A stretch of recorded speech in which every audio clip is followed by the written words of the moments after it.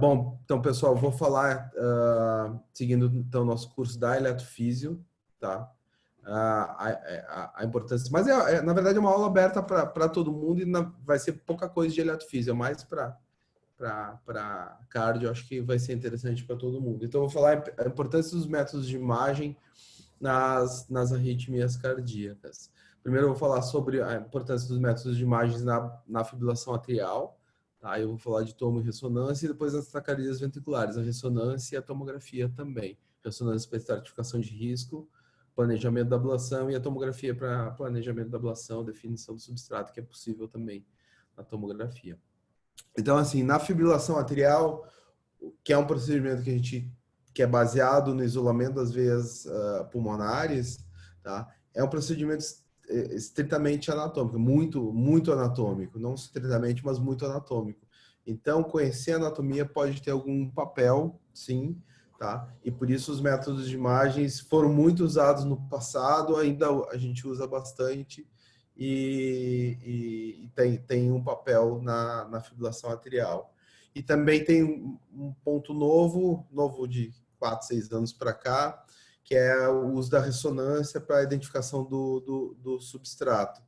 E que eu vou falar também um pouco. E um ponto importante, que até quando ontem eu resolvi fazer essa aula, eu fui dar uma revisada. Essa questão dos trombos, na verdade, é bem definido. A tomografia é uma coisa que a gente podia usar mais. O doutor Maurício, não sei se ele está aqui, ele sempre fala, vamos usar mais a tomografia, a TAM também, porque a tomografia para avaliar trombos no ato esquerdo, no apêndice, é bastante útil. Então, assim, por que eu falei que hoje a anatomia a gente usa menos? Esse aqui, quando chegou o mapeamento eletroanatômico, era com isso aqui que a gente trabalha. Os mais antigos, não sei se o pessoal da Johnson está por aí, a gente colocava um catéter dentro da veia, ia puxando, ele construía o tubo, e aí encostando o catéter do Carto na parede, construía o átrio. Então, esse aqui era o átrio no Carto XP, que quando a gente começou em 2004, 2005, era essa anatomia. Você pode ver que até dá para imaginar, ó, dá para ver aqui a veia inferior direita, superior esquerda, inferior esquerda, tá? Mas óbvio que é completamente diferente da precisão que a gente tem hoje. E eu vou mostrar na sequência para vocês. Então, naquela época, tinha a ferramenta que a gente chama de Carto Merge, que ainda tem. A gente fazia, mais até do que faz hoje, a integração com a tomografia. Então, a gente construía a câmara e pegava a tomografia segmentada no sistema e integrava para fazer as lesões. Então, vocês podem ver que define muito melhor do que definia antes e ajudava. E a gente, como eu falei, no passado a gente usava mais a tomografia para entender a anatomia, para identificar a anatomia do lado esquerdo nos pacientes com ablação de fibrilação atrial. Só que hoje em dia a gente tem o CART XP, o sistema Insight também melhorou bastante, principalmente depois do Precision. A gente vê então que só com o catéter, sem uma necessidade de um exame radiológico que expõe o paciente ao raio-x, a gente consegue ter uma anatomia que vocês podem ver. Aqui à esquerda a tomografia do paciente, e aqui a imagem adquirida no Carto, o FAM. Você pode ver que a anatomia ficou muito precisa, e você pode ver que a veia inferior direita, superior esquerda. Até se a gente entrar com o catéter no apêndice, a gente consegue pelo menos definir melhor a base do apêndice. Então, essa aplicação da tomografia caiu um pouco. A gente já fez muito mais no passado, hoje em dia a gente faz muito pouco, mas às vezes quando o paciente tem uma tomo de coronário, a gente faz a reconstrução. E com essa anatomia tão precisa, a gente consegue fazer isso, confiar exatamente na anatomia do sistema eletroanatômico. A gente consegue fazer a ablação guiada nessa anatomia, até pode dar zoom, olhar e faz um isolamento adequado. Então, como eu falei, as imagens de tomografia, hoje em dia, nessa integração, a percepção que eu tenho é de que caiu muito, a gente deixou de utilizar, porque o sistema realmente os sistemas evoluíram muito, ficaram muito bons e a gente pode confiar na anatomia. Mas é óbvio que a gente ter o conhecimento traz algumas informações e na verdade, os softwares vão desenvolvendo. Como eu falei, se o paciente já tem uma anatomia pré-adquirida, uma tomografia para ver a coronária, coisa, a gente pode utilizar essa imagem adquirida para ter uma noção. E vocês podem ver nesse caso aqui, e essa aqui é o ADAS, que é o sistema que eu vou mostrar bastante na sequência, ele permite fazer a reconstrução anatômica das estruturas, e com um pouco mais de trabalho a gente pode reconstruir tudo, inclusive o esôfago. Vocês podem ver que o trajeto do esôfago ele até pode ter desviado um pouquinho para a esquerda, mas pode ver que ele vem aqui nesse trajeto e fica aqui próximo da inferior direita. Você pode ver que a veia inferior direita bem posterior. Então, e esse é um caso que eu fiz, acho que foi o ano passado, metade do ano passado, já vai para ablação conhecendo a anatomia. Esse é um caso que a gente fez recente, o primo do André, né? Que era um paciente que ia fazer ablação de FA paroxística, paciente do SUS, a gente não tinha o eletroanatômico, e a gente fez a tomografia pré-procedimento para avaliar a coronária, e já deu para ver também, então, que ele tinha um tronco aqui, um tronco, deixa eu só continuar rodando a imagem aqui, ele tinha um tronco comum, e aí eu já fui para a ablação dele sabendo que tinha esse tronco, já sabia mais ou menos como fazer, e injetou, não precisou ficar procurando, ver, não, onde que está, e realmente, infelizmente, pelo Covid, as imagens do X estão lá no Encore, eu não peguei, mas a gente, quando injetou, e quem estava em sala deve lembrar, a gente via bem esse troncão, então a gente já sabe, já vai para a ablação sabendo como fazer a aplicação. Então é óbvio, não é necessário, é fundamental, não, mas traz informações que podem ser úteis para a minha ablação. Eu ter o conhecimento da anatomia, e a anatomia é tudo na fibrilação arterial.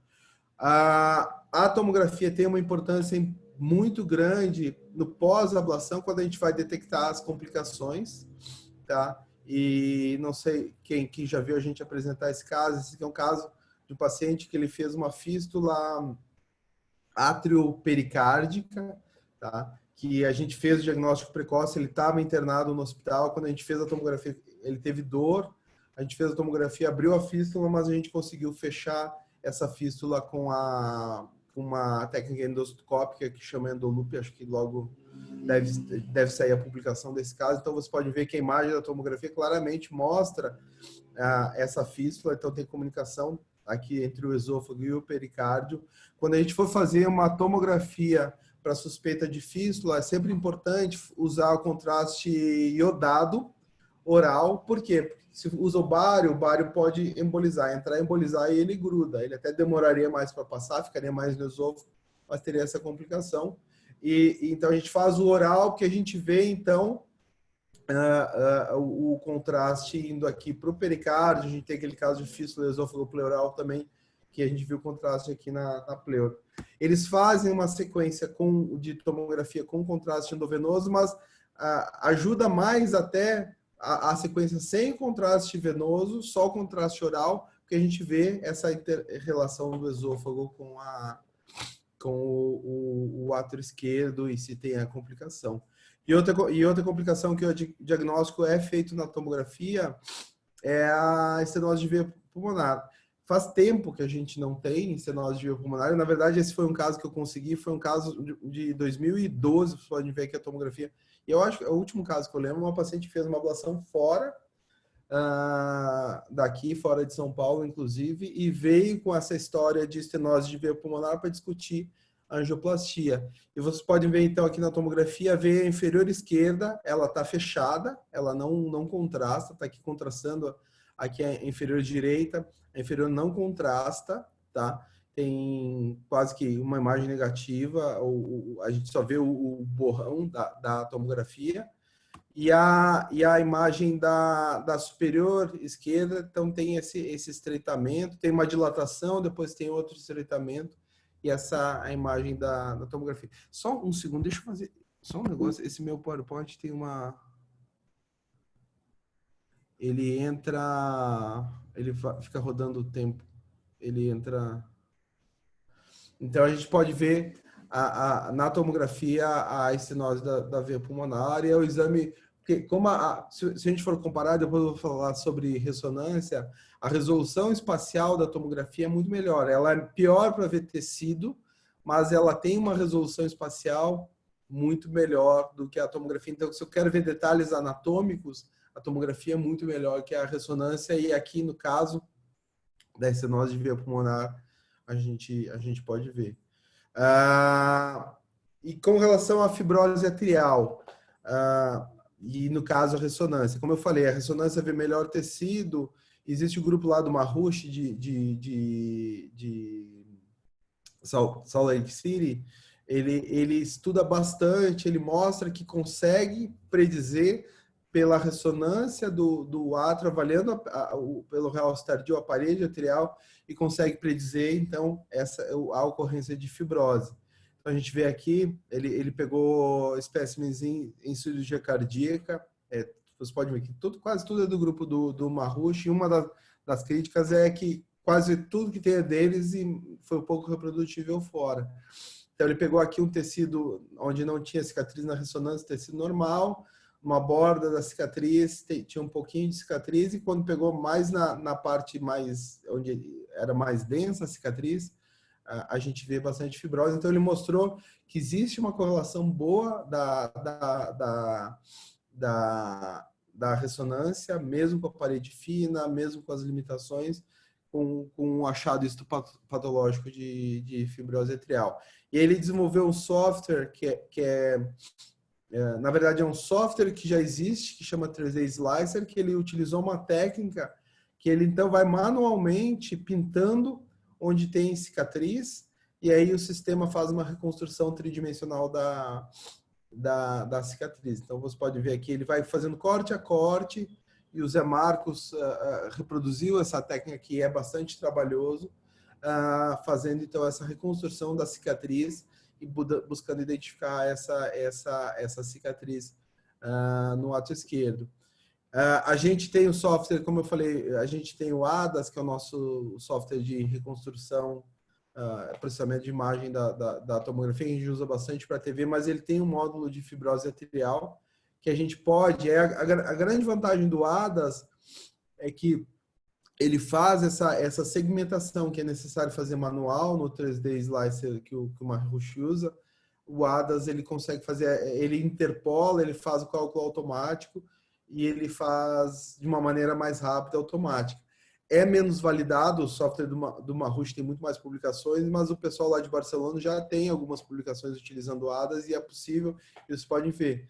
Na ressonância, eu vou falar mais de ressonância também nas TVs, tudo que é branco é cicatriz. Então, aqui ao redor aqui é uma veia inferior esquerda, tá? Tem a fibrose, e a gente vê, então, aqui na reconstrução. A percepção que eu tenho, utilizando essas técnicas, eu vi as tomografias do Zé Marcos, que às vezes é um pouco confuso, porque ele confunde um pouco com sangue, a gente tem que fazer direitinho a segmentação. Às vezes ele tem também, ele pinta, fica mais branco quando entra nas veias pulmonares. Então, ainda eu tenho dificuldade, como eu falei, é bem menos validado, tem essa limitação da reprodutibilidade na ressonância para o átrio, porque a parede é muito mais fina e tendo essa menor resolução, mas é possível com o software que a gente tem fazer essa codificação. Mas aí, voltando, como eu falei, a maior parte das publicações são do Marrush. Ele mostrou que existe uma correlação boa, tá, da área de cicatriz e da área dos potenciais anormais com o mapeamento anatômico. Então, ele valida, ele mostra que eu identificando essa cicatriz vai predizer como é o átrio do paciente, eu tenho uma correlação boa, poderia ter uma correlação boa com a fibrose atrial. E aí, o que o Marrush fez? Ele descreveu o que chama o score de Utah, tá? Que ele define como Utah 1, o paciente que tem menos de 5% de fibrose atrial, Utah 2, que vai de 5% a 20% de fibrose atrial, o Utah 3, de 20% a 35% de fibrose atrial, e Utah 4, acima de 35%. Eu acho que o Rochit, lá no HCOR, quando fez em algumas ressonâncias para pré-fibrilação atrial, ele até dá esse score de Utah, mas é mais visual, ele não usa o software, ele vê visualmente o quanto tem de fibrose e aí classifica como Utah 1, 2, 3, 4 e 5. E o que o Marrush mostrou? Ele mostrou que o score de Utah tem impacto com relação a evolução dos pacientes, eu vou mostrar os dados também, mas também tem dados que ele mostra que pacientes que o Utah mais alto tinham um score Chades-Vasque mais alto, tem trabalho mostrando que pacientes que o Utah mais alto, por ter mais fibrose, provavelmente mais estase atrial, tem mais eventos embólicos também no follow-up. Então, ele fez assim, ele utilizou esse score dele de Utah para várias coisas, e é bastante interessante, como eu falei, com a crítica de reprodutibilidade dessa análise da ressonância. O estudo principal que tem do Utah é do Mahoush, é um estudo multicêntrico, tá? Que é o DECAF Study, tá? Que ele fez uma ressonância atrial em 330 pacientes e avaliou a percentagem de fibrose, fez aquela classificação definiu aquela classificação de Utah, e esses pacientes foram para ablação de fibrilação atrial. E o que eles mostraram? Os pacientes que tinham menos fibrose, Utah 1, eles tinham melhor evolução no follow-up. Utah 2, um pouco, que é aquele de menos de 5, 5 a 20, 20 a 35 e acima de 35% de fibrose. Ele mostrou que a taxa de recorrência após ablação de fibrilação atrial é muito maior nos pacientes que têm fibrose, uma extensão maior de fibrose. Por quê? Porque o isolamento, a ablação da fibrilação atrial, quando a gente faz isolamento das veias pulmonares, ele é baseado em trigger. Então, a gente fazer a eliminação do trigger, do bloqueio da veia, eu vou eliminar o trigger, mas eu mexo muito pouco em substrato. E, teoricamente, aqueles pacientes que têm mais fibrose, eles têm também um componente de substrato, e por isso eles teriam uma evolução pior. Mas até o Dr. Maurício questiona um pouco isso. Mas se o paciente tem mais fibrose, a ablação torna mais fácil. Eu posso ter mais facilidade de eliminar o substrato, que também faz sentido, mas a questão é que acaba entrando essa questão de outros mecanismos, não só dependente de veia, não só dependente de trigger venoso e extravenoso. Então, o fato de ter um remodelamento atrial maior vai ter uma evolução pior, e o Mahoush ele mostra, então, no DECAF, mostrando que esses pacientes que o TA4 tem uma pior evolução. E ele até sugere um protocolo, ele faz um algoritmo de indicação de ablação baseado no score de Utah, que então seria Utah 1, que é aquele que tem menos de 5%, indica ablação com certeza. Utah 2 indica ablação com certeza. Utah 3, se for fibrose localizada, indica ablação, mas se for uma fibrose difusa, por essa alta taxa de recorrência, não se indicaria ablação. E Utah 4, que é aquele que na série mostrou quase 80% de taxa de recorrência, ele não indicaria ablação. A gente tentou algumas vezes, principalmente em pacientes com miocardiopatias valvar, estenose mitral, miocardiopatia hipertrófica, mas na prática a gente nunca conseguiu implementar, avaliar a fibrose na participação da detecção na decisão de fazer ou não a ablação de fibrilação atrial. Um outro ponto importante na ressonância é avaliar a qualidade da lesão, tá? Porque um grande problema da ablação, e principalmente na era pré-sensor de contato, é que a gente não sabia se a nossa lesão era transmural, se as linhas eram contínuas. Então, pode-se utilizar a ressonância. Esse trabalho aqui é um trabalho experimental também do mesmo grupo, que mostrou, então, que uma ressonância pós, ele mostra, comparando a ressonância pré, na fase aguda e na fase crônica, ele vai mostrar de uma maneira adequada onde foi feita a ablação, e isso pode ajudar também na decisão, e aí já não na decisão de fazer ou não ablação, avaliar qual a chance de sucesso. Ele pode ajudar na detecção do gap, quando eu tenho uma veia que não está isolada. Então, você pode ver aqui essa aqui é a superior direita, a superior esquerda, desculpa. Está meio rodada, está estranha essa imagem.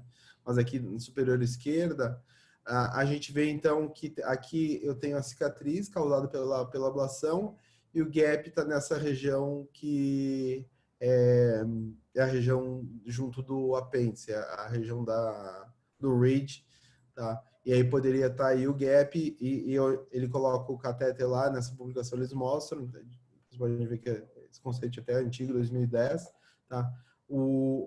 A correlação com o eletrodo 5, 6, e aqui onde está, onde é a entrada da veia, então eu poderia predizer onde são os gaps nesses pacientes. E o grupo lá do Berrueso, já utilizando o software ADAS, o grupo lá de Barcelona, do Berrueso, Luiz Monte, Brugada, eles usaram essa ressonância. Primeiro, eles mostraram que tem uma concordância parcial, mas existe uma concordância da cicatriz da ressonância junto com o mapa. Mas o que é principal aqui, que eles mostram, então, que ajudou, sim, na ablação, quando fez a ablação guiada pelo conhecimento da região dos gaps, ele permitiu fazer um tempo de radiofrequência maior e aumentar o sucesso. Então, poderia se utilizar no REDU a ressonância para guiar essa ablação, para facilitar a ablação, então, buscando onde tem esses gaps, aquelas áreas que foram a ablação foi menos eficiente. Então, tem um papel, acho que com a evolução das imagens e conhecimento vai se utilizar mais. Tem essa limitação da reprodutibilidade das imagens. Tem a Tomo o Zé Marcos está trabalhando nisso, ele deve mostrar uma correlação, e não só a reprodução da imagem com a técnica adequada, porque a parede é mais fina, é mais difícil reproduzir a técnica, e também os softwares de processamento. No caso, ele está comparando o 3D Slicer com o ADAS para buscar, sem dúvida nenhuma, o processamento da imagem é muito mais fácil no ADAS, mas é menos validado com relação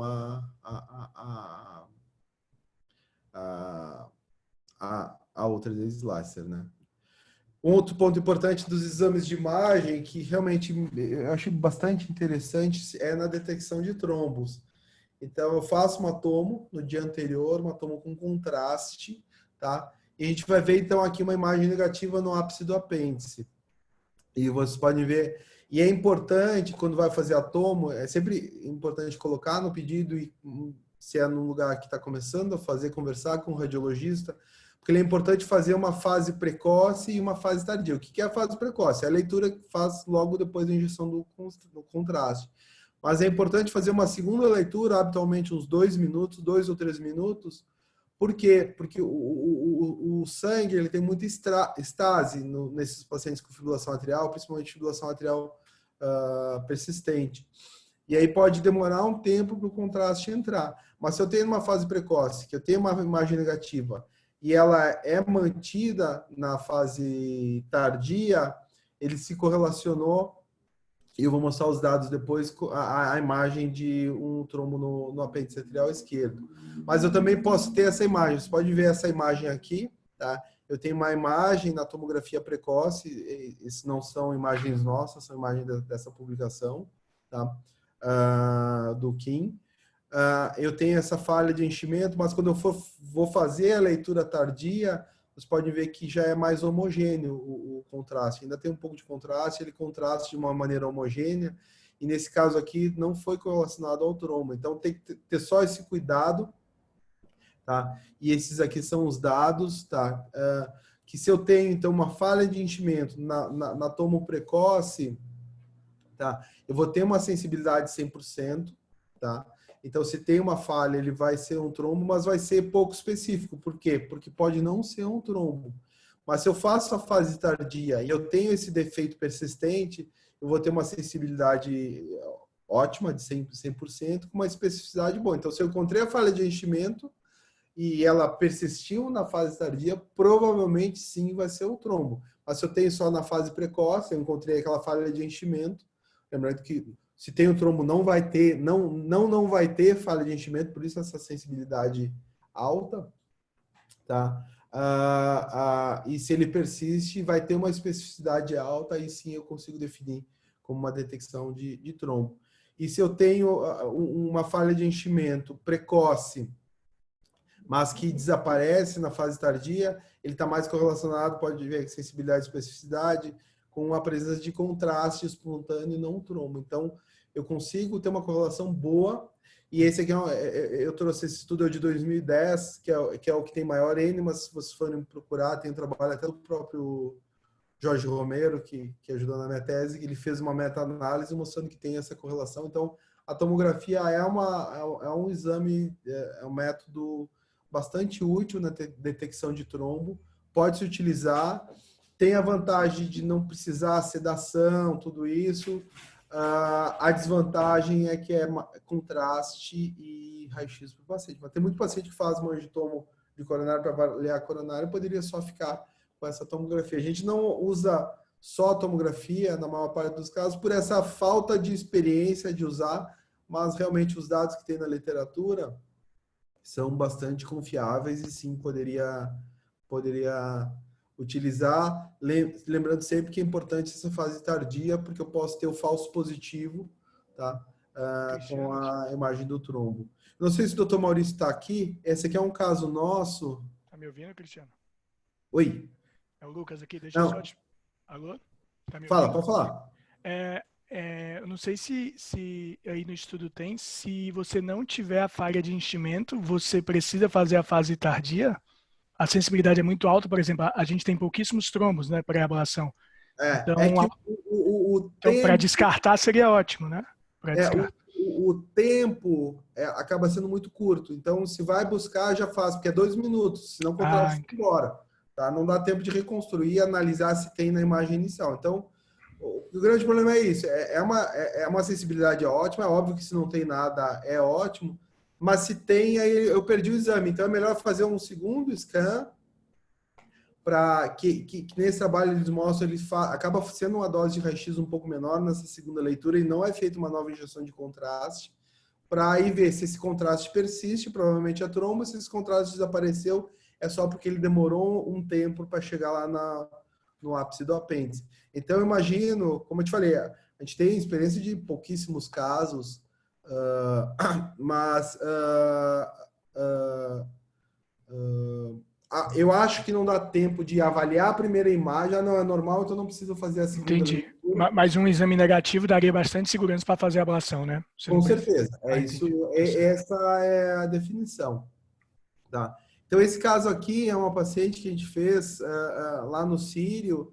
Essa paciente fez o ecto nasofágico, mostrou essa imagem que vocês estão vendo aqui. Tá? Não sei se está rodando bem ou às vezes fica pulando. Você pode ver que tem uma imagem aqui na borda da veia superior esquerda junto com o reed. E ficou, quando se viu essa imagem, acabou se suspendendo a ablação, mas era uma paciente FA paroxística, Chades baixo e ato normal, que era não esperado encontrar trombo nessa paciente. Aí, deixa eu só passar aqui a imagem. A gente fez, no caso aqui foi uma ressonância, a gente fez toma e ressonância, mas aqui a ressonância, e viu que era uma imagem que protuía para dentro do átrio, tá? E bem naquela região do reed com a veia superior esquerda, tá? E no caso, nesse dia se suspendeu a ablação, mas depois que reviu, a gente coagulou a paciente, viu que a imagem continuou a mesma, se fez a ablação, e foi até o Morredini, que foi com o Dr. Maurício nessa ablação, acabou fazendo a ablação e a ablação ficou restrita só às veias esquerdas. E o que aconteceu? Essa imagem, depois de fazer a ablação, ela desapareceu. Então, a percepção que tem que era um tumor, algum tumor extracardíaco, que quando fez a ablação, ele desapareceu. Esse tumor, talvez algum tumor neuroendócrino. Então, fazer a imagem ajuda a definir fazer o exame de imagem complementa a tomografia e ajuda bastante. No caso dessa paciente, provavelmente era isso, era um tumor neuroendócrino que fez essa ablação, você pode ver que foi uma ablação bem extensa à esquerda, e ela segue com o Dr. Maurício no consultório, ela nunca mais teve recorrência de fibrilação atrial. Só um pouquinho aqui.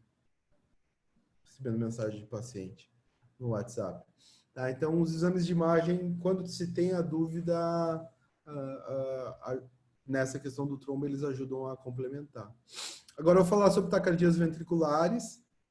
Tá? Vocês sabem que o mecanismo é diferente, agora é mais substrato, menos trigger. Não sei, alguém quer fazer mais alguma pergunta de fibrilação atrial? Não.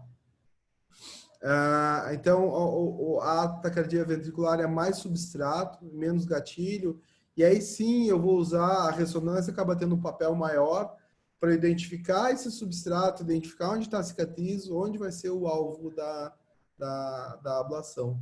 Mas eu também posso utilizar bastante a tomografia, a ressonância para estratificar o risco desse paciente, tá? Eu consigo, pela extensão da cicatriz, e eu vou mostrar para vocês paciente de mais risco, menos risco, tá? E vai me ajudar na ablação.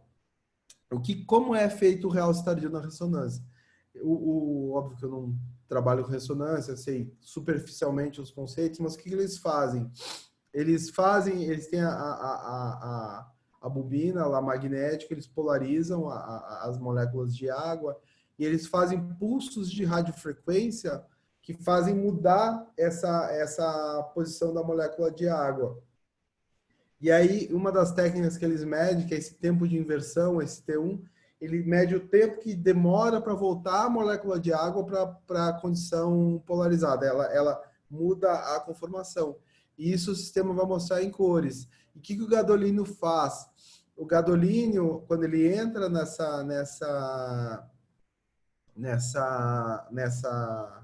quando faz o gadolínio, ele vai encurtar esse tempo para ele voltar para a polarização normal, quando faz esse pulso. E qual a diferença do gadolínio no tecido cicatricial? Por fato de ser cicatriz, esse gadolínio ele fica mais tempo dentro desse tecido cicatricial. Então, se eu injeto gadolínio, vou fazer uma leitura mais ou menos 6, 8 minutos depois, eu não vou ter mais gadolínio no tecido miocárdico normal, mas o tecido cicatricial ainda vai ter esse gadolínio e ele vai ter encurtado esse tempo de inversão, ele vai mostrar, então, como branco no tecido miocárdico. Então, existe essa frase clássica na ressonância, bright is dead, tudo que é branco na ressonância significa tecido morto, tecido não saudável. Então, eu consigo identificar, esse é um trabalho de patologia, mostrando, vocês podem ver aqui, claramente a correlação ótima da ressonância com a fibrose na patologia. Daí aqui, ó, o tempo de inversão ele fica mais curto, onde tem o gadolínio, e por isso, então, ele vai mostrar em branco. E eles mostraram, então, que com isso eu consigo identificar a posição da cicatriz, mas eu consigo também identificar a transmuralidade da cicatriz. Se é uma cicatriz endocárdica, uma cicatriz epicárdica, ou se é uma cicatriz transmural, eles usam essa classificação de 1 a 25, 25 a 75 e 100% de transmoralidade. E as técnicas de avaliar a viabilidade, quando vai fazer uma revascularização, eles consideram tecido viável se tem abaixo de 50% de viabilidade, de transmoralidade da cicatriz, eles consideram como tecido viável para uma revascularização. Se tem acima de 50% de transmoralidade, eles consideram tecido não viável. Através da ressonância, a gente consegue também, pela distribuição da cicatriz, existem padrões de cicatriz que pode identificar qual o tipo de miocardiopatia. Então, paciente com miocardiopatia, paciente com taquicardia ventricular, é fundamental eu saber ter uma ressonância, por isso, porque também vai me ajudar muito no diagnóstico. Se eu tenho uma cicatriz endocárdica exclusiva ou transmural, com afilamento, sugere muito ser isquemia, mas se ela é mesocárdica, pode ser uma miocardite, sarcoidose, aquela cicatriz mais difusa, e aí cicatrizes de miocardite são mais cicatrizes epicárdicas, amiloidose, essa cicatriz totalmente difusa, ele até coloca aqui chagas, como uma cicatriz lateral, mesoepicárdica. Então, com essa análise da cicatriz, eu consigo ter uma ideia, e o pessoal usa bastante a ressonância também para o diagnóstico da miocardiopatia no paciente. E na estratificação de risco, a estratificação de risco clássica é a fração de ejeção. O paciente de fração de ejeção baixa tem maior risco de ter morte súbita, taquicardia ventricular. O paciente com fração de ejeção alta, ele tem maior risco. Mas esse é um trabalho clássico de 2012, que ele avaliou pacientes com desfibrilador, o número de terapias de desfibrilador, baseando comparando com a porcentagem de cicatriz na ressonância. E o dado interessante é que ele mostrou, se a gente vai pegar pacientes com fração de ejeção acima de 30%, então uma função mais preservada. Se esse paciente que tem uma fração de ejeção acima de 30%, com uma cicatriz acima de 30%, com uma cicatriz pequena, menos de 5% de cicatriz, esse paciente vai ter uma taxa de eventos muito baixa. Se esse paciente tem uma fração de ejeção acima de 30%, mas eu tenho bastante cicatriz, ele vai ter uma taxa de eventos mais alta, comparável a pacientes com fração de ejeção abaixo de 30%.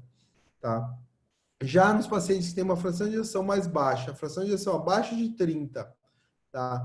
Que eles têm menos cicatriz, fração de ejeção abaixo de 30%, mas com menos de 5%, eles vão ter uma taxa de eventos, eles mostraram que vão ter uma taxa de eventos equivalente a pacientes com fração de ejeção acima de 30%, e já os pacientes que têm mais cicatriz e menor fração de ejeção têm muito mais evento. Então, o que a gente vê que a ressonância é um fator de prognóstico independente da fração de ejeção. Óbvio que se ele é baixo, é muita cicatriz com fração de ejeção baixa, ele vai ter muito evento, mas se ele discorda, ele vai ajudar a estratificar esse paciente. Tá? Então, fração de ejeção acima de 30 com muita cicatriz, ele vai ter mais evento, e fração de ejeção abaixo de 30 com pouca cicatriz, ele vai ter menos evento. Então, ele ajuda a estratificar esse paciente, e como um fator independente da fração de ejeção. Óbvio, tem mais cicatriz, maior chance de ter pior fração de ejeção, mas se tem menos cicatriz, com fração de ejeção pior, aqueles miocardiopatia dilatada, que vocês podem ver, quem já fez ambulatório do marca-passo, esses pacientes não tomam tanto choque. Então, eles morrem de insuficiência cardíaca, não tanto de morte súbita. Até pode ter reentrada ramo-a-ramo, que aí o substrato é outro. Então, a ressonância pode ter esse papel para certificar. Esse aqui é um trabalho recente, saiu em fim de 2018, do Thiago, uma série daqui do INCOR, a tese do Thiago Senra. E ele mostrou, então, que uma quantidade de fibrose em pacientes chagásicos acima de 12,3 gramas foi independente, associado a maior risco de eventos de morte e de choques do CDI. Mas, para mim, a informação mais interessante desse trabalho, outro dia até revisei um trabalho de ressonância, pedi para eles colocarem isso, é que os pacientes chagásicos, tá, com disfunção, que não tinham fibrose miocárdica, eles não tiveram evento. Então, não ter fibrose ajuda bastante a estratificar, e então também da mesma forma foi independente da fração de ejeção, e no caso aqui ele até mostra também como independente do score de Hasse. Então ajuda bastante só saber a quantidade de cicatriz ajuda bastante a estratificar esse paciente. Acho que muitos já viram esse slide, tá? Que aí eu faço a transição para a parte do avaliar melhor. Não é só extensão de cicatriz. É óbvio que o paciente que tem muita cicatriz, ele vai ter pior fração de ejeção, ele vai ter mais substrato, mas não é só também essa extensão da cicatriz. Você pode ver esse slide do Henri Alperin. Esse paciente aqui da direita da tela, tá? Ele tem bastante cicatriz, mas é uma cicatriz densa e homogênea. Esse paciente aqui não tinha TV indutível. Ele até poderia ter alguma heterogeneidade aqui nessa região, mas é um paciente que não tinha TV indutível. Já esse paciente que tem uma cicatriz menos extensa, mas ainda extensa, e bastante heterogênea, esse paciente tem a TV indutível. E aí, então, que entram esses softwares que a gente tem, o ADAS, de avaliar não só a extensão da cicatriz, mas a distribuição da cicatriz nesse paciente, para avaliar o potencial risco de ele ter taquicardia ventricular. Então, esse aqui é um paciente que tem uma cicatriz septal, E eu gosto bastante dessa imagem que eles desenvolveram, vindo o corte da base para o ápice, você pode ver que aqui, então, ele vai mostrando essa distribuição da cicatriz, a cicatriz mesoepicárdica, porque está em direção ao ventrículo direito. Esse é o paciente com provável sarcoidose, eu acho que acabou não confirmando, mas a suspeita era, pela tomografia, era de sarcoidose, tá? Então, a gente pode ver aqui que ele tem uma cicatriz grande até, mas bastante heterogênea. Já esse outro paciente aqui, ele tem uma cicatriz mais homogênea, é uma cicatriz epicárdica, tá? Que claramente a ressonância mostrou como uma cicatriz mais densa, e eu acho que esse paciente, se eu não me engano, esse paciente não tinha canais detectados no ADAS quando a gente fez a avaliação dos canais.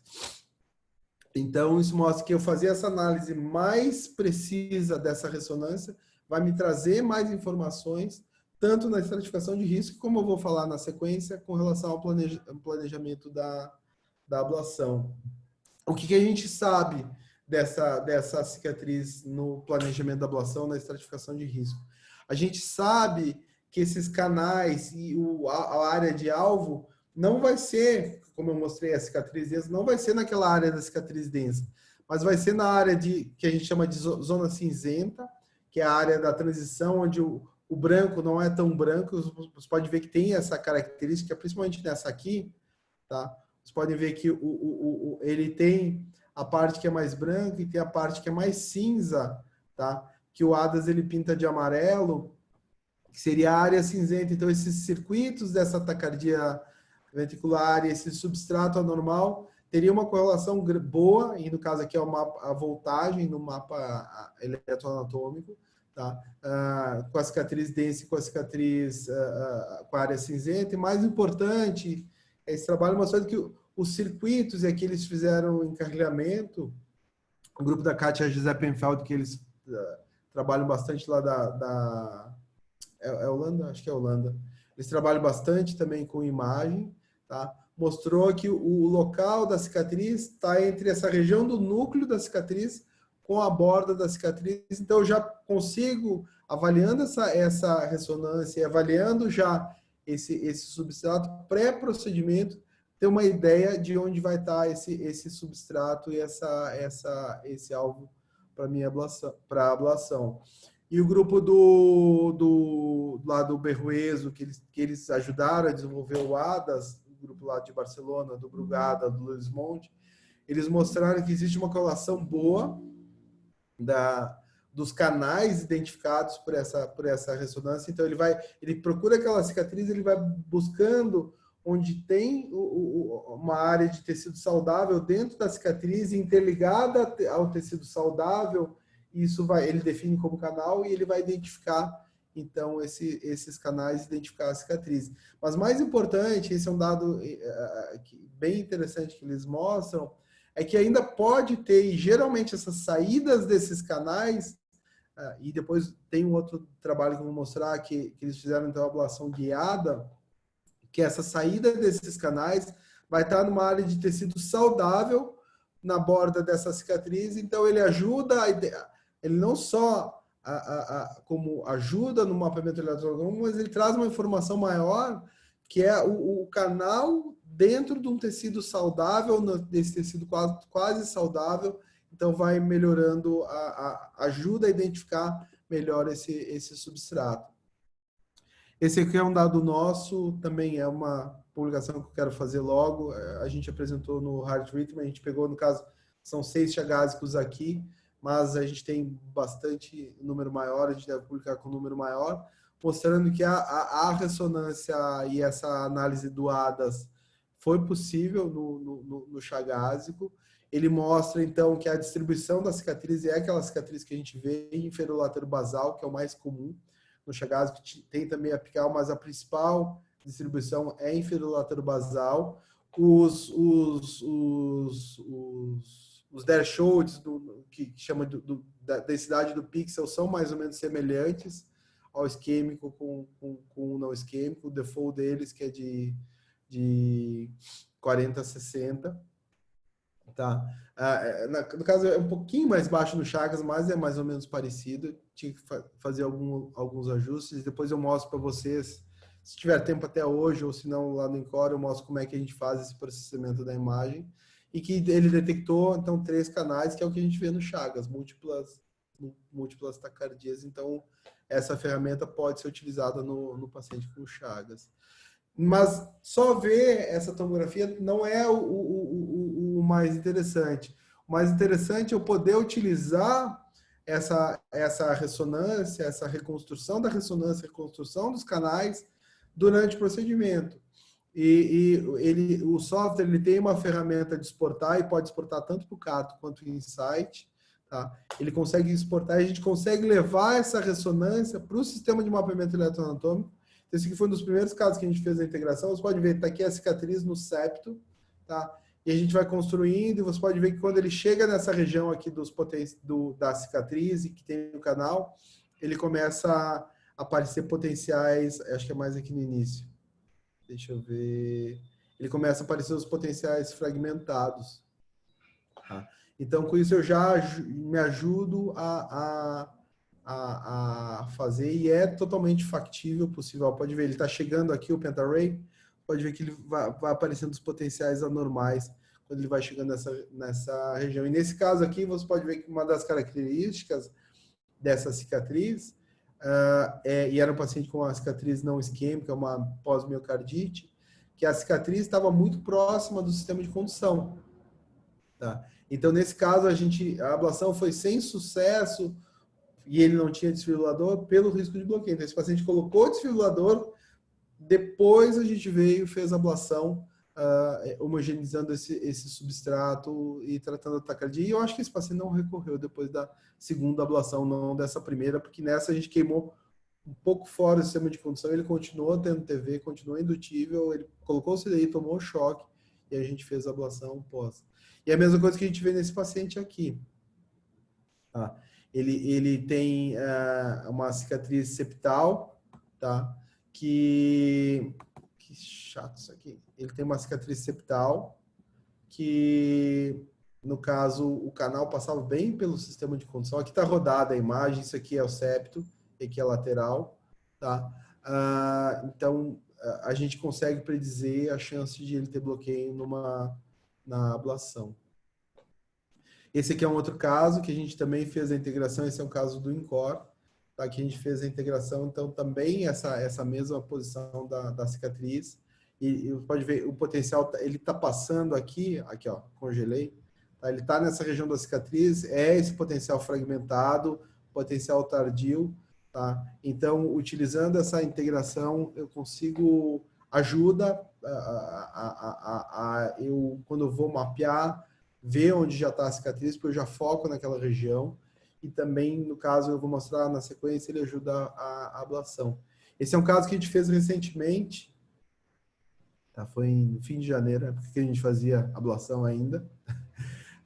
É um paciente que, nesse paciente, a gente fez tomografia e fez ressonância, no caso lá do Encore. Acho que uma parte lembra, o paciente valvar, que ele tinha uma cicatriz, provável isquemia perioperatória, ele tinha essa cicatriz inferior e essa taquicardia ventricular inferior. Então, a gente fez a ressonância, tá? Ele mostrou aqui que tinha esse canal nessa região bem basal, indo da região septal para a lateral, tá? Aí a gente fez o mapeamento de voltagem endocárdico, não foi com Pentaray, foi com cateter o linear, tá? Mas o que a gente viu aqui no Ripple, que então a cicatriz bateu com a cicatriz da ressonância, e quando a gente vai fazer o Ripple, a gente vê que o canal de entrada, ele bateu direitinho com a imagem da ressonância aqui adquirida e já integrada. E no caso aqui, quando eu coloco, então, toda a cicatriz, não só o bloco aqui, ele permite exportar o canal, o bloco do canal, mas aqui também todas as cicatrizes, pode ver que o substrato todo está por aqui. E aí, eu não lembro se a gente induziu ou não, acho que induziu uma autolerada, aí eu fiz a modificação do substrato, esse aqui foi a ablação já durante a ablação, então eu deixei numa tela a imagem do carto com o canal, e na outra imagem a ressonância, eu fiz a ablação guiada por essa imagem da ressonância, fechei esse canal, é óbvio que aí depois eu dei mais uma queimadinha, mas primeiro comecei fechando esse canal, depois eu queimei toda a cicatriz. Essa TV foi não indutível, esse aqui foi o resultado final da ablação.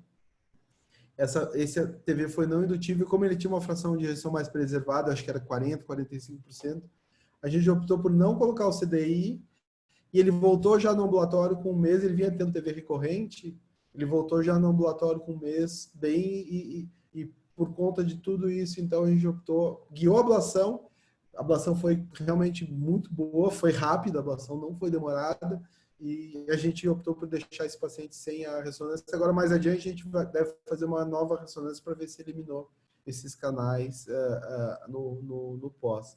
E, então, o que tem? Também eu trabalho lá do grupo do Berrueso. Quando a gente faz, então, a ablação guiada por essa ressonância, tá? Primeiro que eu vou ter um procedimento mais rápido, eu vou ter menos, eu já sei onde está a cicatriz, o procedimento vai ser um pouco mais rápido, tá? Mas principalmente a ablação vai ser mais focada naquela região do substrato, então eu vou ter menos necessidade de aplicação, com uma taxa de eliminação do substrato maior, então os canais, que inclusive estavam dentro do tecido saudável, uma redução de pacientes com TVs residuais, aquela TV, o sucesso parcial, que continua tendo uma TV, se eu faço guiada eu tenho menos TV residual, mas o principal é que no follow-up, esses pacientes que fizeram a ablação guiada pela ressonância, eles vão ter menos recorrência de taquicardia ventricular. Então, aqui é guiada pela ressonância, que é o grupo controle deles não guiado pela ressonância. Então, eles mostraram que se eu faço a ablação guiada e com essa integração, eu tenho resultado melhor e, realmente, com aquele paciente, eu estou bem tranquilo, até porque ele tinha TV mais bem tolerada, tem função mais preservada, bem tranquilo de deixar sem desfibrilador, porque infelizmente acho que a gente vê que não consegue colocar aparelho para todos, e esse é um paciente que a percepção que eu tenho é de um risco menor.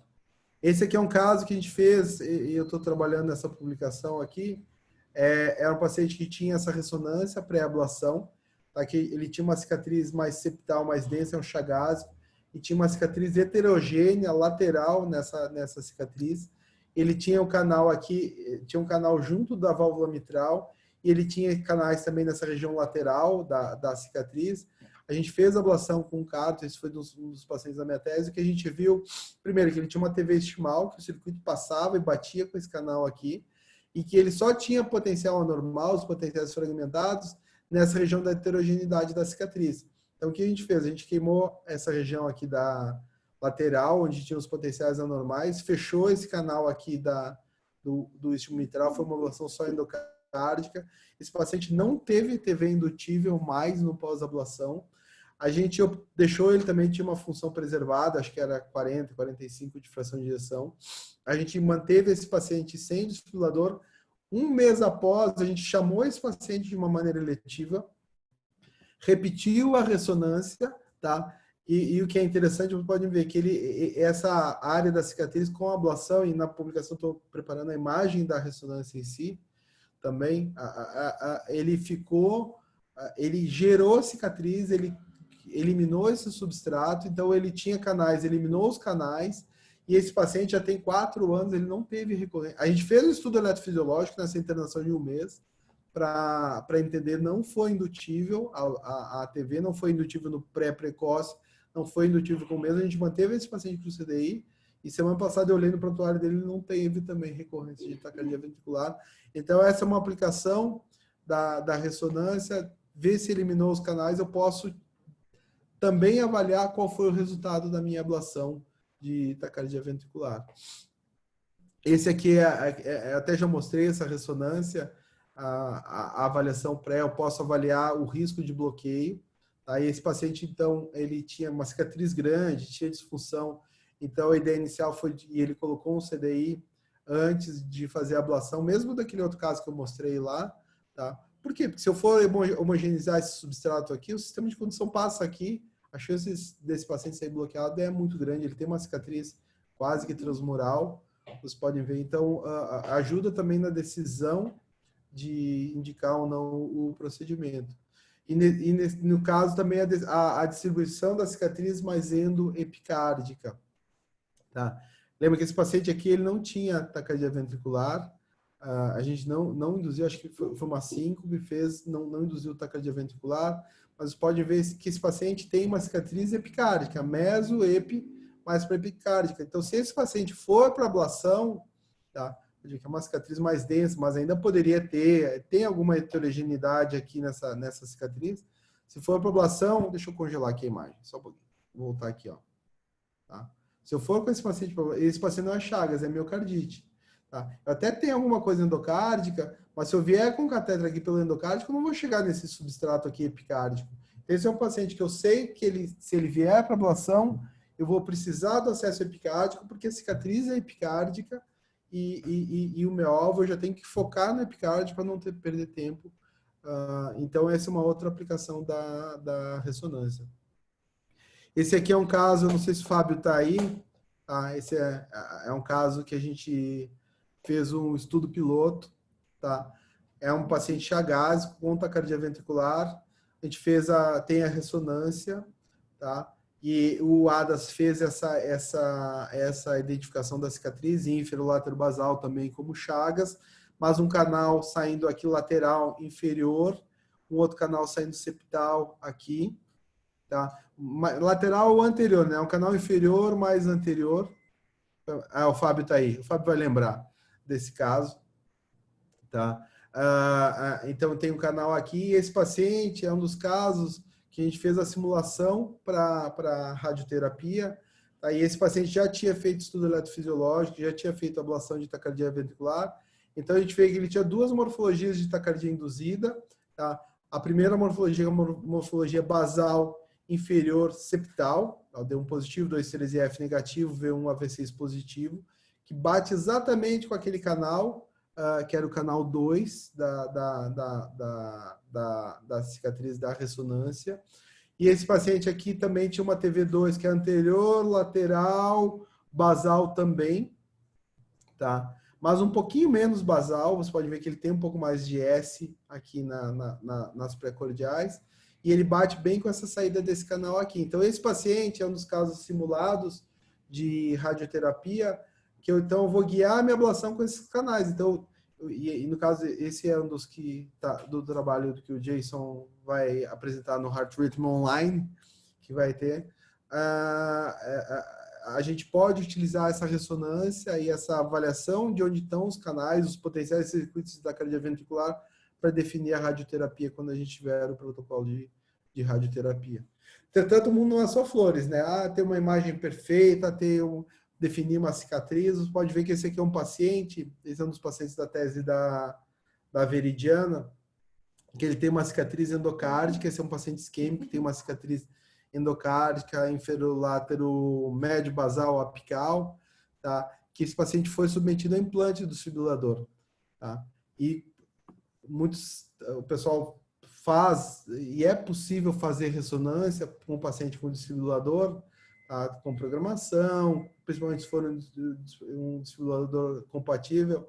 Entretanto, esses pacientes, a própria carcaça metálica do desfibrilador vai trazer muito ruído, e no caso aqui, ele tem a cicatriz inferior, ele até não pega tanto a inferior, mas ele pega uma borda da cicatriz. Então, essa imagem, para eu analisar, reconstruir, fazer o ADAS, é uma imagem que vai utilizar muito pouco. Então, por mais que seja possível fazer ressonância para o paciente com desfibrilador, eu tenho essa limitação. Existe um filtro que chama filtro wideband, que o pessoal lá do Berruez publicou que é possível utilizando esse filtro. Só que a gente conversa com o pessoal da ressonância, pouquíssimos centros têm esse filtro wideband, e então a maior parte das vezes, para a ressonância cardíaca, ela ajuda muito pouco, tá? Como eu disse, só para mais cicatriz inferior, ela vai ajudar muito pouco por conta também não só o não ser possível fazer, que é possível fazer, mas os artefatos. E nisso entrou, então, a tomografia. A angiotomografia, que é possível fazer em paciente com desfibrilador, e até tem um pouco de artefato do coil do CDI, mas é um artefato que fica mais para o septo, e ele é bem mais restrito que o artefato. E existe, então, essa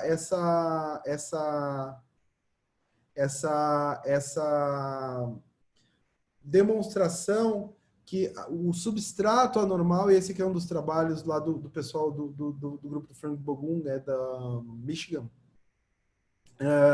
mostrando que o substrato anormal, e uma das coisas que eu vou ver na tomografia é a área do afilamento da parede. Então, o substrato anormal vai estar na área de espessura miocárdica abaixo de 5 milímetros, tá? Que é onde eu vou ter, então, o substrato. E também eu vou ter uma informação que é o que chama de hypoenhancement, que é a área que tem cicatriz, o contraste vai demorar mais para chegar. E nessa área ele vai ficar, então, com uma hipoperfusão, ele vai ficar mais escura, é uma outra informação que eu posso ter. Mas só mostrando, esse aqui é um caso nosso, que é um paciente que tem uma cicatriz chagásica com aneurisma inferior, tá?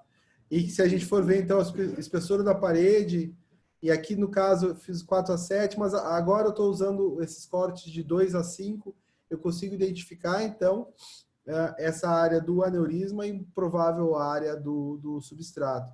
E aqui, então, a gente vê esse hypoenhancement. Você pode ver que tem aqui o miocárdio, tá? E pode ver que essa região aqui inferolateral desse paciente, esse paciente não era Chagas, era pós-miocardite. Eu tenho essa área menos perfundida, tá? Que era também a área de menor espessura, que tinha o hypoenhancement e que correlacionou com essa cicatriz e essa área de potencial anormal. Pode ver que é mais epicárdica no mapeamento epicárdico que a gente fez nesse paciente. Esse aqui é um caso recente, e na verdade esse aqui é aquele caso mesmo que eu já mostrei para vocês, que, como eu falei, a gente fez tomo e ressonância. Por isso que quando o pessoal vem discutir o caso comigo, eu sempre peço para, se for possível, fazer a tomografia também, porque eu tenho uma correlação da cicatriz na ressonância com essa área de hypoenhancement aqui na tomografia. Vocês podem ver que é bem parecida a região da ressonância com a tomografia. Óbvio que não é tão bom, a ressonância é melhor, mas funciona bem como uma alternativa, e eu acho que sim, pode ajudar a direcionar essa identificação do substrato nesses pacientes. Então, para finalizar a aula, depois a gente fica aberto para perguntas, passou um pouquinho de 1 hora. Tá? Na fibrilação atrial, a tomografia vai ter uma aplicação bastante importante para conhecer a anatomia, as dificuldades do procedimento. Tem muita gente fazendo procedimento fluoro zero e utiliza uma tomografia pré-adquirida antes do procedimento para ajudar, mas no caso aí vai ser fluoro zero só para o médico, não para o paciente, né? Porque ele recebeu uma dose até maior do que receberia no dia anterior. Tá? Eu posso detectar complicações, detectar trombos. A ressonância pode ter um papel, é menos utilizado, mas pode ter um papel na identificação dessas áreas de fibrose, ajudando na decisão de indicar ou não a ablação, e também no redu no paciente que vai repetir a ablação. E na taquicardia ventricular, a ressonância é muito utilizada, a gente está fazendo bastante. Outro dia eu estava fazendo levantamento, eu tenho mais de 120 imagens de ressonância processada, muito chagas, muito não chagas, no ADAS, ela me ajuda a estratificar, e eu acho que é um trabalho para alguém que tem interesse em pegar esses pacientes de estudo eletrofisiológico e síncope, correlacionar com a TV, ver com base na ressonância, se eu faço de uma maneira não registrada, não, esse vai induzir, esse não vai induzir, mas poderia ser uma aplicação, tá? E até tem trabalhos de estudo eletrofisiológico virtual, ver se foi indutível ou não. Acho que com ADAS poderia fazer. Então, esses casos de síncope eu acho que poderia utilizar. Pode ajudar na ablação. E agora a gente começou a fazer, com a integração, o fato de a gente ter esses catéteres do SUS, está permitindo, do CARTO. Mesmo se eu não vou utilizar o mapa eletroanatômico, eu sabendo a cicatriz, eu já direciono. Então, é muito importante, é bem interessante. E até isso é uma coisa que eu não falei, mesmo a ressonância antiga já ajuda nesses pacientes. Então, acho que se o pessoal da clínica está acompanhando aí, sempre que for pedir ressonância, é só colocar no pedido, vamos fazer a técnica do Realce 3D, que é o que eu consigo utilizar no ADAS, é só fazer, não aumenta tanto, aumenta em 6 minutos, 6 a 8 minutos a ressonância, depende do quanto o paciente respira, e ajuda bastante. E a tomografia pode ter um papel, é bem menos validado, nessa avaliação da espessura da parede e da hipoperfusão. Obrigado a atenção de todos. Estou aberto a perguntas. Lucas, o pessoal está usando bastante aí. Como é que está essa questão da ressonância, a tomografia, ressonância para o paciente com dispositivo? Como é que tem o filtro wideband aí no Canadá, Lucas? Na verdade, Cristiano, como o meu serviço não faz muita taquicardia ventricular, eu não tenho essa experiência para te falar em relação à TV. Em fibrilação atrial, eles fazem todos os pacientes para ver a anatomia, tudo, mas eles usam muito pouco. Eles fazem, eu acho que é mais um protocolo, eles abrem ressonância, vê que tem as 4 veias, mas nunca vi falando de fibrose atrial, nunca vi usando nada disso. Então eles fazem bem parecido com o que a gente faz aí no No Brasil. passado, e tinha grupo que fazia ressonância para todos para ver as veias, né? Para ver a anatomia das veias. O Maurício aí pode comentar. No passado a gente fazia, acabou por aquilo que eu mostrei no início da apresentação. Como melhorou muito, a gente abandonou, mas eu acho que sim, é uma utilidade para grupo menos experiente, dá para utilizar, né? Mas, desculpa. Isso, acho que é isso. E então, assim, realmente eu vejo pouco utilizando, assim, eles também não usam merge, porque o método está muito avançado, né, o eletroanatômico, então eles acabam não tendo muito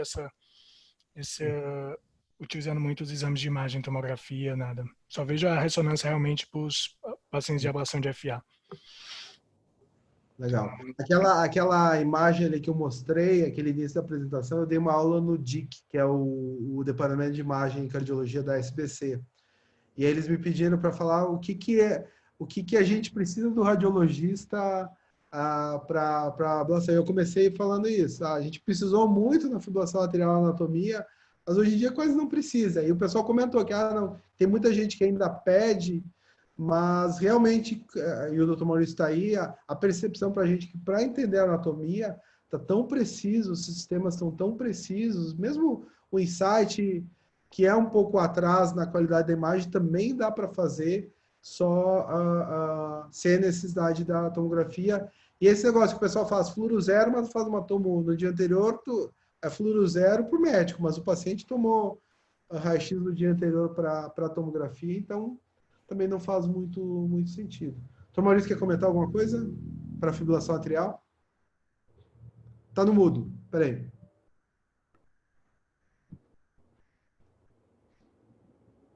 Deu, tirei. Deu? Tá.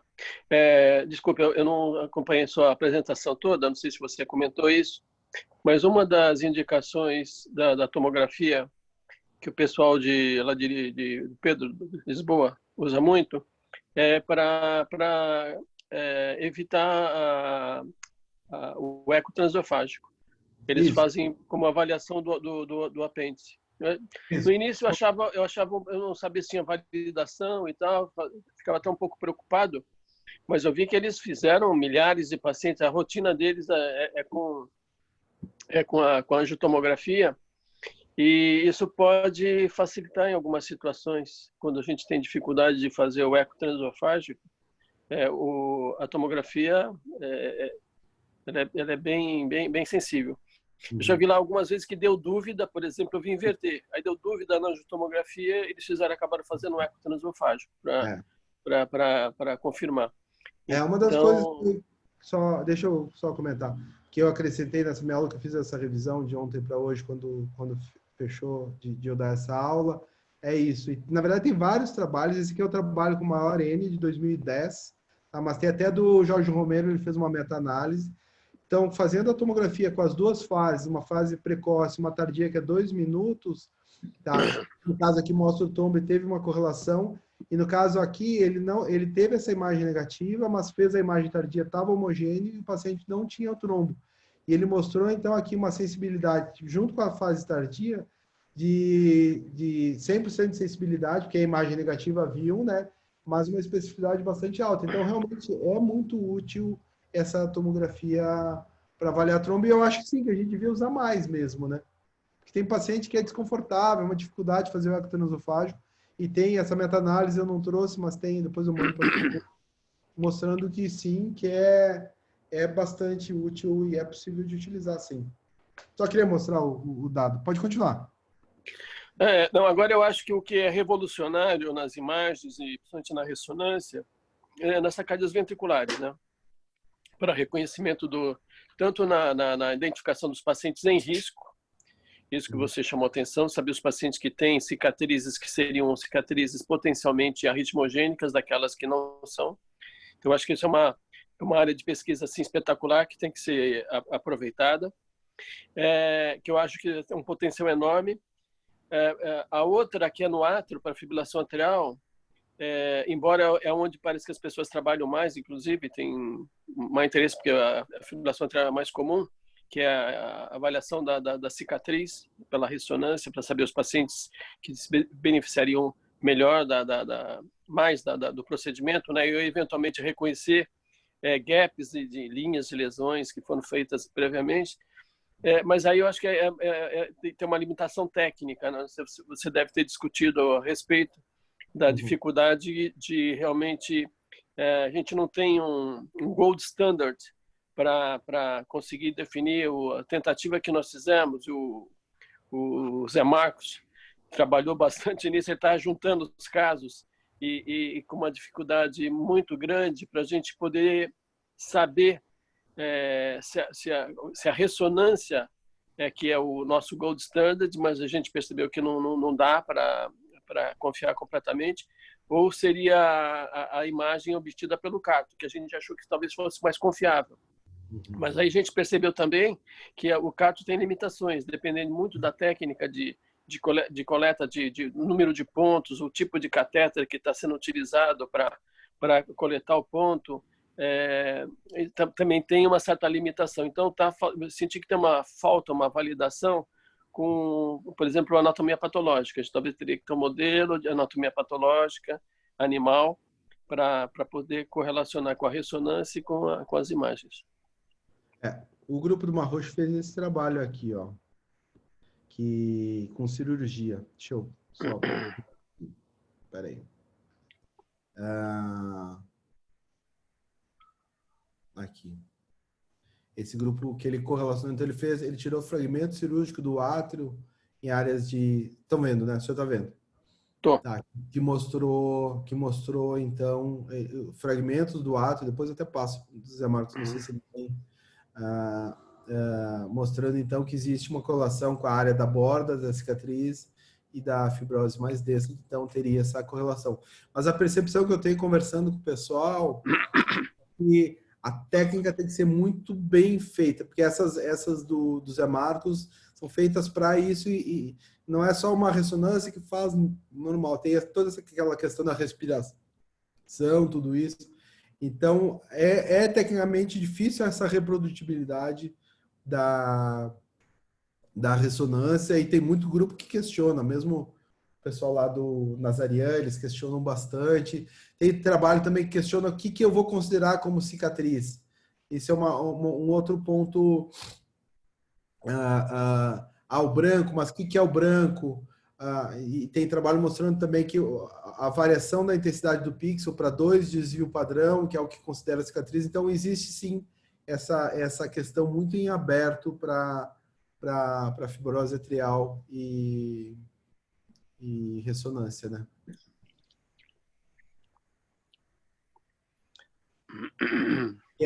Esse aqui que eu mostrei, acho que o senhor não estava ainda, que ele propõe esse algoritmo aqui na decisão da ablação. Eu lembro de algumas vezes a gente ter paciente mitral, coisa, vamos fazer uma ressonância para ver se tem mais ou menos para decidir, mas realmente na prática a gente nunca conseguiu utilizar isso, né, para decisão da ablação, né? Eu acho até um pouco paradoxal. Eu já comentei isso. Hã? Você comentou? Eu comentei isso na apresentação. O que o senhor fala? Porque, na verdade, quando a gente faz ablação, você tenta homogeneizar, você tenta fazer a lesão, você provoca a lesão. Então, se você tiver um paciente que já tem uma área de cicatriz bastante densa, teoricamente, você já fez uma parte do trabalho está feita, né? Você tem que só homogeneizar aquilo ali. Não seria uma contraindicação. É um caso, óbvio, que vai ter maior risco de ter taquicardia macro-reentrante, pós, né?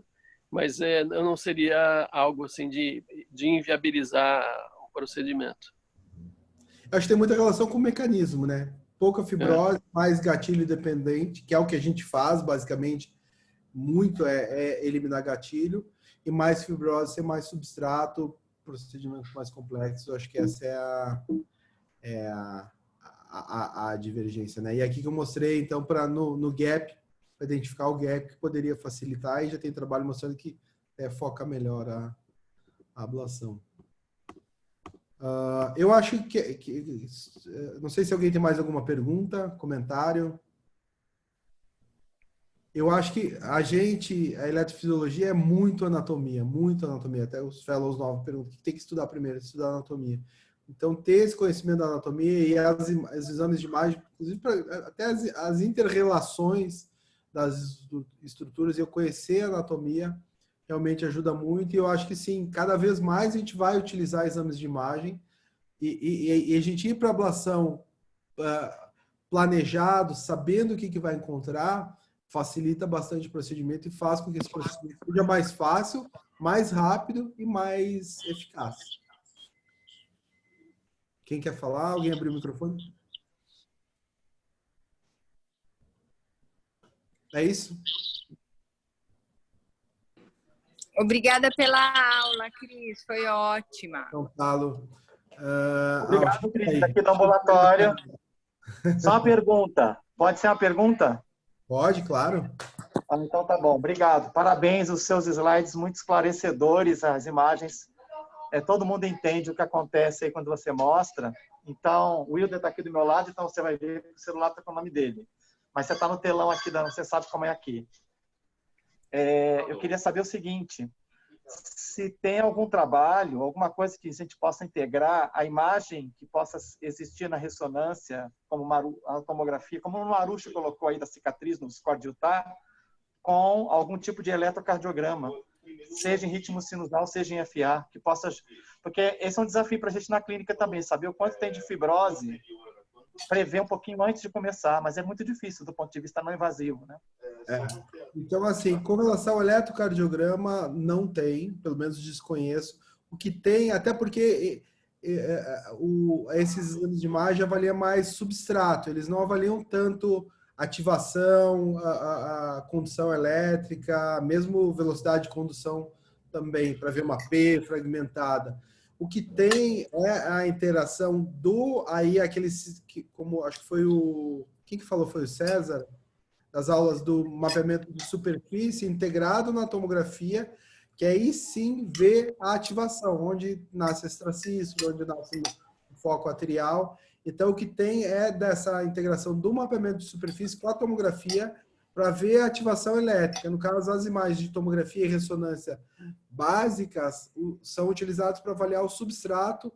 E aí, eu acho sim que a gente consegue fazer, eu mostrei aquelas imagens de construção de ressonância e coisas, a gente consegue ver e pode ajudar, como eu falei, na decisão de decidir ou não uma ablação. Tem muita fibrose, será que faz ou não faz, mas em identificação de ativação elétrica mesmo, aí tem que usar o mapeamento de superfície, que é o ECGI, tem vários sistemas hoje em dia comercialmente disponíveis, infelizmente nenhum para a gente, né?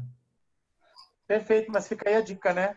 De repente tentar ver algum detalhe e rever. Obrigado, Cris, excelente. Eu acho, e eu até falei, eu acho que poderia ser uma tese de alguém que a gente poderia utilizar na síncope, essa análise desses canais, desses substratos, o Dr. Maurício está aí, não sei o que ele acha.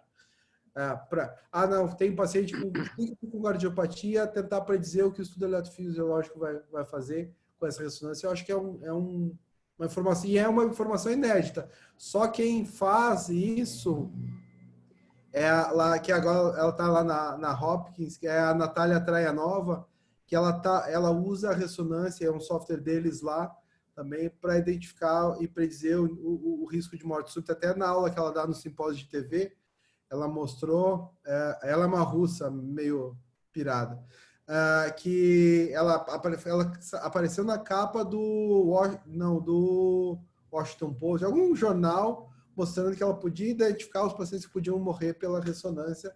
Eu acho que sim, tem um papel isso aí. Eu já comentei isso com o Cristiano. Além das investigações que nós estamos fazendo em pacientes que já têm taquicardias clínicas e tal, para validar os canais na ressonância pelo eletroanatômico, eu acho que isso poderia ser utilizado em termos de avaliação prognóstica. Né? Já foram feitos muitos trabalhos no passado, que era o valor do estudo eletrológico em paciente com cardiopatia estrutural, por exemplo, pós-infarto, para tentar prever quais são os pacientes que eventualmente podem desenvolver taquicardia ventricular no futuro e que poderiam se beneficiar eventualmente do implante de ventilador profilático. Né? Isso tem os trabalhos de estimulação programada. O que eu vejo agora, isso poderia ser refeito com informação da cicatriz. Tá? Então, pacientes pós-infarto. O paciente infartou, tem evolução, tem a cicatriz X, qual é o risco desse paciente? A gente só usa atualmente a disfunção ventricular. Fração de ejeção baixa ou alta, então esse paciente é classificado como de maior risco ou não. Né? Então, é o único dado que nós temos com validação adequada. O que eu acho que a gente poderia revisitar essa informação é analisando melhor a cicatriz, o padrão de cicatriz pós-infarto. E aí vai os pacientes chagásicos, não isquêmicos. Então, eu acho que tem uma gama de coisas que pode ser feito, inclusive o paciente que já tem uma manifestação mais grave de síncope. Acoplar isso. Então, eu acho que tem várias possibilidades de estudos aí com análise da ressonância da característica da cicatriz. Eu acho que está aberto, sim. Interessante. A Gabriela... Antes que vocês terminem... Adicional escuta um pouquinho só um recado aqui. Ó. Quando finalizar, eu queria que os assistentes que estão participando fiquem na sala para a gente poder conversar um pouquinho assim que termina a sua aula. Ou eu abro outra sala. Como você quiser. Pode ficar melhor. Okay. A Gabriela adicionar o RAS, a ressonância ao RAS, fazer enxágue. Então tá, pessoal. Acho que é isso, né? Vamos almoçar agora e aí amanhã vai ser a aula da Lu, tá? A gente inverteu. Eu não sei se o Mu vai conseguir dar a aula de biofísica. Se for o caso, eu dou a aula para a gente seguir o nosso curso também. Aí vamos aproveitar esse tempo que a gente está em casa, tá bom? Ok. E pessoal que elogiou no chat, obrigado. E como é que a gente vai? Você vai